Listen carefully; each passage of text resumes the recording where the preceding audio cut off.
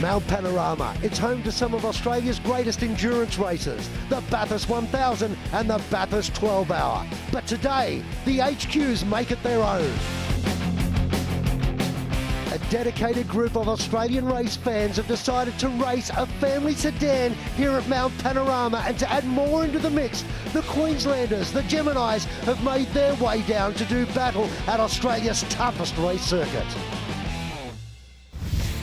12 months ago, Brett Osborne debuted here at Mount Panorama, but this year he's back bigger and stronger than ever before.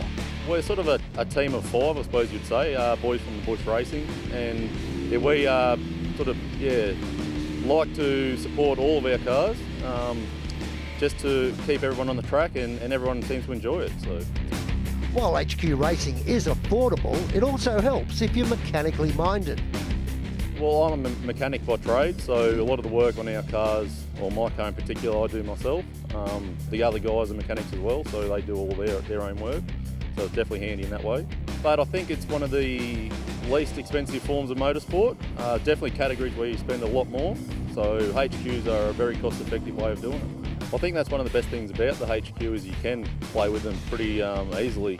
A lot of the other categories, you more or less can, like, if you haven't got a laptop, you can't tune an engine, whereas we can still got carburetors and just points distributors, we can change things, and it's all just a lot easier for us and simple way of doing it. The top 15 result would be nice. I think we can do that. We can get the car run a little bit better, make a few changes just before this race and get out there and be trying my best, that's for sure.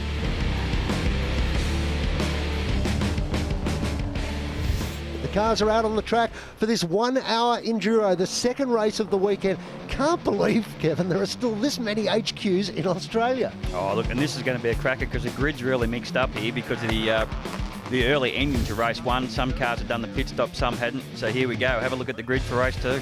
Yeah, it's going to be fascinating. The Geminis mixed up with the HQs, and of course our pole sitter not taking part in this race due to the rollover in the first race of the weekend. But it certainly leaves the door open for whoever is prepared to go hard. Unusual to see that sort of biff and barge from the HQs too. Their parts are becoming pretty difficult to get, and drivers, including this man Warren Truan, are able to race very competitively without ploughing into the side of each other, usually.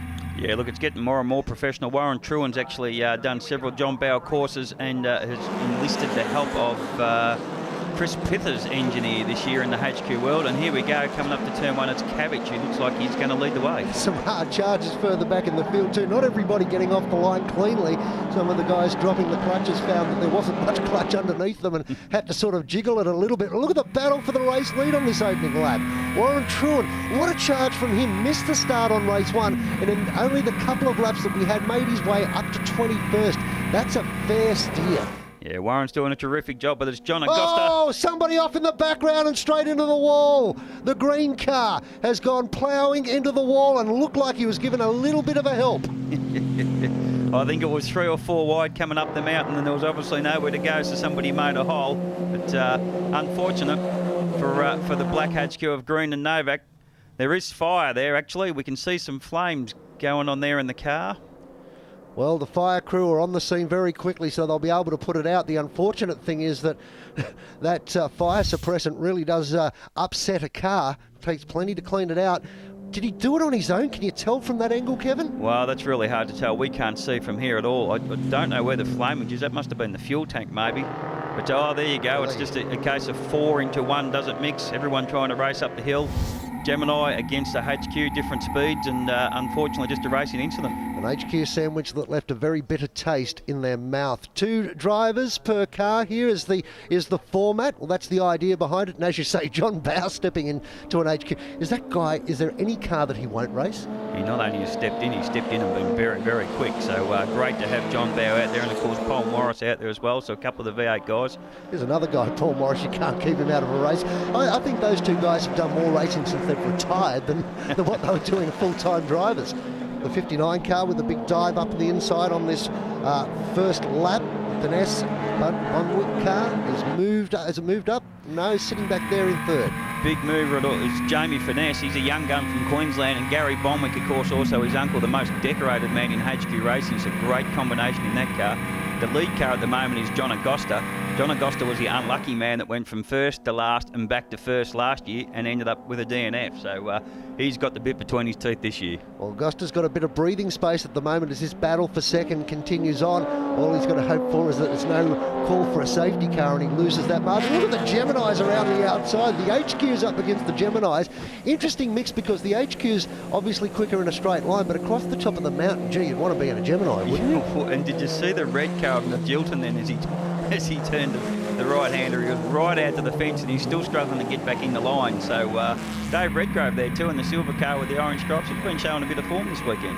On board the Sunny Oaks proprietary limited car of Warren Truan as he tries to carve his way through the field and doing it quite skillfully.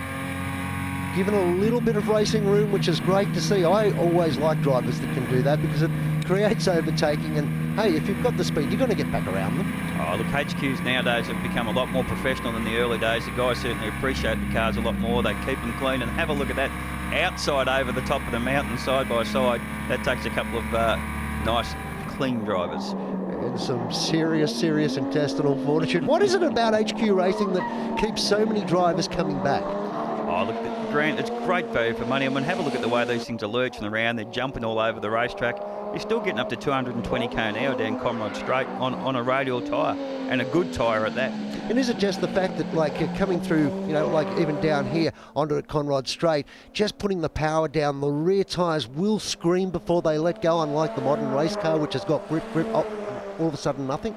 Yeah, the tyres scream the whole way around the mountain, I think, Greg. What about brakes at Mount Panorama? They're coming down Conrod at the moment. They're going to dive into the chase, doing well over 100 kilometres an hour, and jump on the brakes. Well, really weren't designed to try and arrest these very heavy cars under these sort of conditions. Oh, look, you don't underestimate them. They're actually going to go around the chase here 200 k's an hour, side by side. They'll go 2-3 cars wide, and the old HQ was a pretty evenly balanced car. You just watch them as they pull up under brakes here, and they're not scared to have a dive.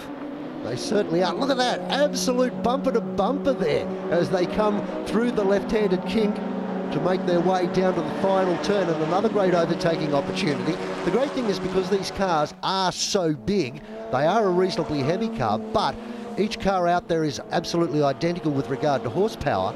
It really does come down to driver ability and how you can line the person up in front of you.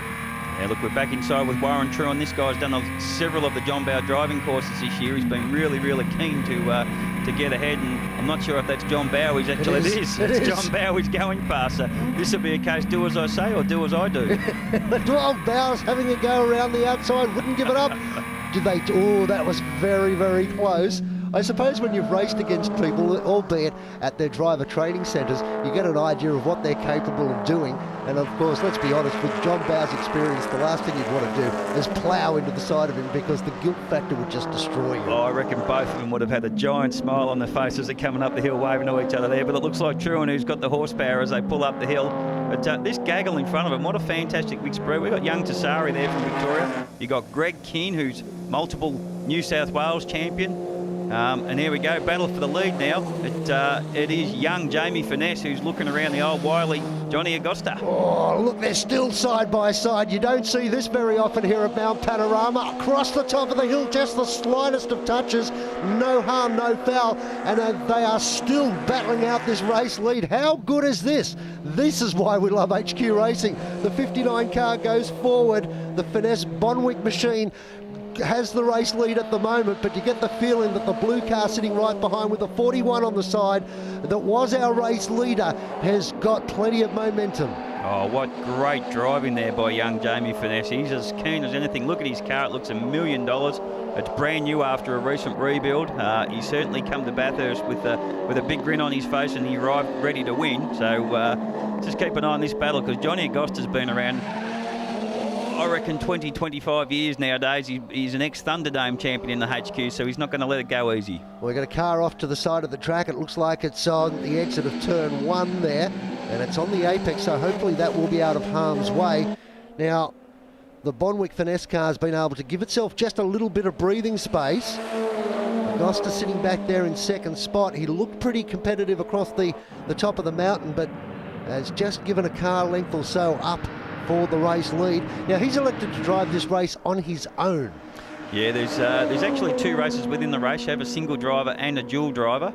Not too sure if there's any sort of advantage. Oh, but here we go. Acosta around the outside into the chase. You want to talk about brave under brakes? You mentioned it on the previous lap. There is the demonstration. Wow. Gets it done. How good was that? He actually backed it into the chase then when he made that outside move on young Jamie. So Watson, this is great racing. I think I can. Gee, I hope I can. That was as late as you like. Oh, big brake lock up. He's locked it up again. He's gone straight ahead. Off into the sand trap. Tags the wall with the smallest of tags. John Acosta just got it wrong under brakes. You saw he did everything right. Got off the brake pedal, tried to reapply it, locked up again, then again, and unfortunately he was a passenger in that one. Well, lucky these Kinder tyres that these guys race on are a great tyre, because I think a lot of them would have given up the ghost there, but you can see he's had to modulate that brake pedal, and he's done everything he can to make the corner, and he's actually done a fantastic job in the end to keep the car going and keep the race flowing. And it wasn't 3, it was 4 goes. The Lovering machine comes into the pits for their pit stop. We'll be back right after this break. Stay with us. The HQs are lighting up Mount Panorama.